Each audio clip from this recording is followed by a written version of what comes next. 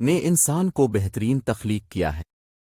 آج کی سائنسی تحقیق کے بعد ڈاکٹروں کا کہنا ہے کہ اگر سانس کی نالی زیادہ پھیل جائے تو انسانی آواز غائب ہو جائے گی، اور اگر یہ پہلے سے کچھ زیادہ تنگ ہو جائے سانس لینے میں دشواری ہوگی اور آواز غائب ہو جائے گی اور سانس لینا مشکل ہو جائے گا۔ اللہ تعالیٰ نے فرمایا، اور اگر بینی حد سے بڑھ جاتی تو ہماری زندگی جہنم بن جاتی۔ اگر آپ پانی کے اس گلاس کو دیکھیں جو آپ ابھی پی رہے ہیں، آپ کو صاف، میٹھا، چمکتا ہوا، صاف نظر آئے گا۔ اگر نظر کی طاقت تھوڑی بڑھ جائے تو اس پیالے میں حیرت کا عالم دیکھا ہوگا۔ اب جاندار اور بے ضرر جراثیم دیکھیں گے، پھر آپ وہ پانی نہیں پیو گے۔ اور اگر قوت سماعت تھوڑی سی بھی بڑھ جاتی تو رات کو نیند نہ آتی، کیونکہ تمام آوازیں اس سے جذب ہوتی ہیں۔ در حقیقت اب کے میدے میں نظام ہاضمہ کی آوازیں تقریباً ایک بڑی تجربہ گاہ کی طرح ہے۔